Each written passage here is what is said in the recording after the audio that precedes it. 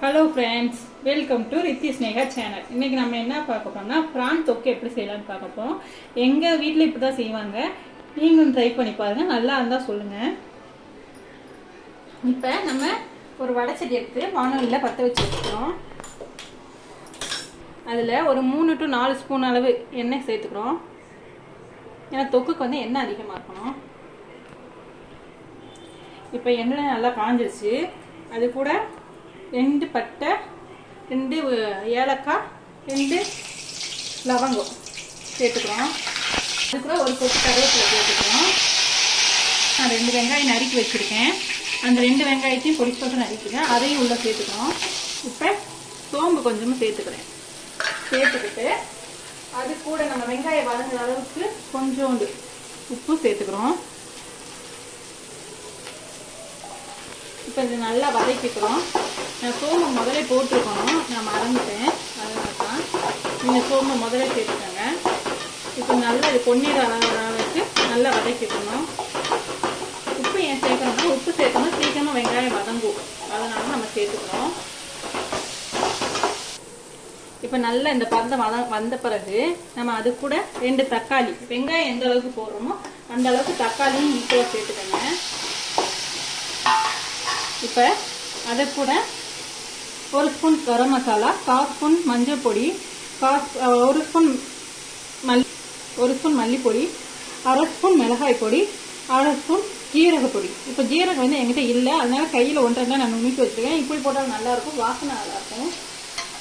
இப்போ 1 ஸ்பூன் இஞ்சி பூவையும் நம்ம சேர்த்துக்கிறோம்.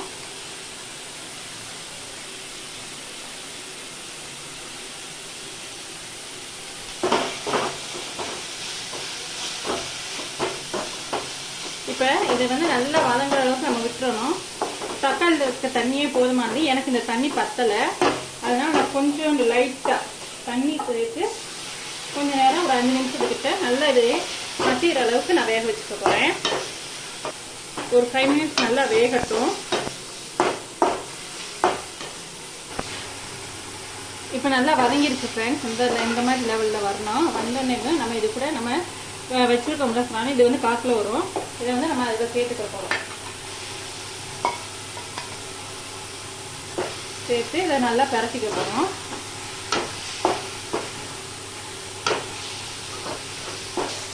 இப்போ இந்த மாதிரி இருக்கிறதுல நம்ம 10 நிமிஷம் இந்த இறாலை வந்து நல்லா மூடி போட்டு நம்ம வேக வச்சுக்கணும். இப்போ இது கூட வந்து நம்ம கொஞ்சம் சால்ட்டு, ஆல்ரெடி நம்ம சேர்த்தது வந்து வெங்காயம் இதில் வணங்குறதுக்கு நம்ம சேர்த்துருந்தோம். இப்போ நம்ம இதுக்கு தேவையான அளவு கொஞ்சோண்டு உப்பு சேர்த்துக்கணும்.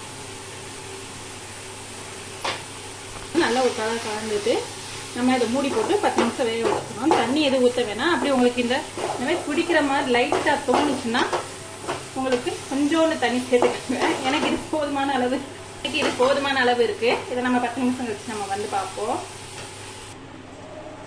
இந்த கன்சிஸ்டன்சியில் வேணும் ஃப்ரெண்ட்ஸ், உங்களுக்கு தெரியுதா? இந்த மாதிரி இருக்கணும். உங்களுக்கு இல்லை இது கொஞ்சம் இதாக வேணும்னா கொஞ்சம் தண்ணியும் சேர்த்துக்கோங்க, செம்மியாக வேணும்னா. இது சுவையான இறால் தொக்கு ரெடி ஃப்ரெண்ட்ஸ். நீங்களும் உங்கள் வீட்டில் ட்ரை பண்ணி பாருங்கள். இதை வந்து நம்ம சாதத்துக்கு, சப்பாத்திக்கு, தோசைக்கு, இட்லிக்கு எதுக்கு வேணாலும் நம்ம சாப்பிட்லாம். ரசத்துக்கு கூட சைடிஷாக கூட வச்சு சாப்பிட்லாம்.